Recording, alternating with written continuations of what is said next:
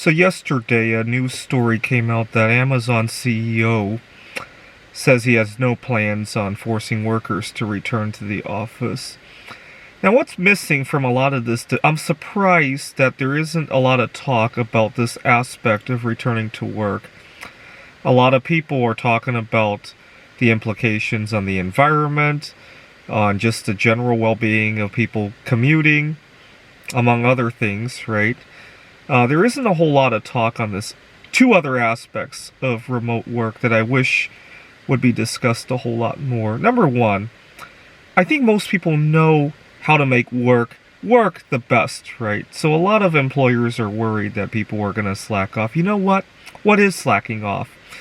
If somebody works great by taking a walk during the day, like how I do, by installing UV lighting at home, I might hesitate to bring UV lighting to the office because people always want to make comment about that, right? A lot of times at home I can definitely control my lighting and temperature a whole lot better than at the workplace. That doesn't seem to be talked about a lot, right? People just think you're slacking off if you have little differences like that, right? But I think most people know how to make work, right? Stop calling it slacking off and think of it as a tool to individualize work, right? Okay, that's the first thing that a lot of people don't mention.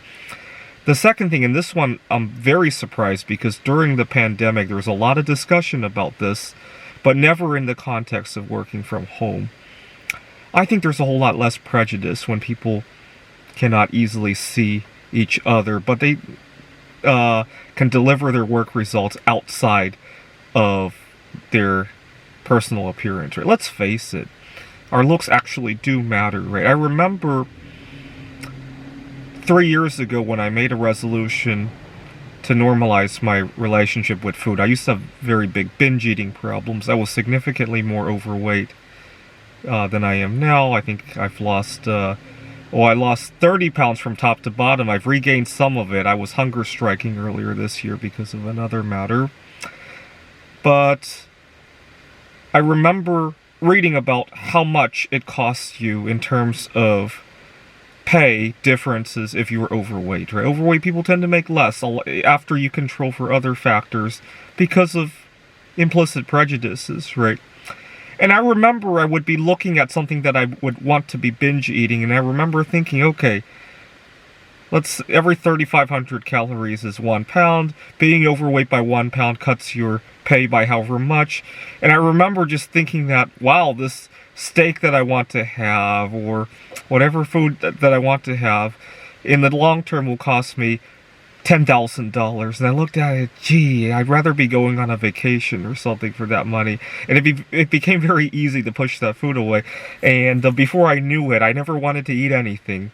And that's some days I would go 24, 48 hours fast, and I would be thinking about, oh my god, I'd rather be having this or that. And it just became very easy after I saw it that way. The problem is that at the same time that being overweight causes prejudice, going to the workplace and saying no to food also causes prejudice. It's like being stuffed into an impossible corner, right? When I was working remotely, I didn't have to deal with any of that. And to the extent possible, I think most people know how to make their work.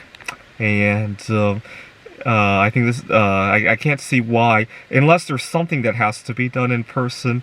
It's good for the environment, it's good for avoiding prejudices, it's good for, not only do we avoid, as employees avoid prejudice, but the employers can get more creative and inclusive ideas, right? Because let's face it, the prejudice doesn't benefit the employer. It's a human bias that hurts everybody.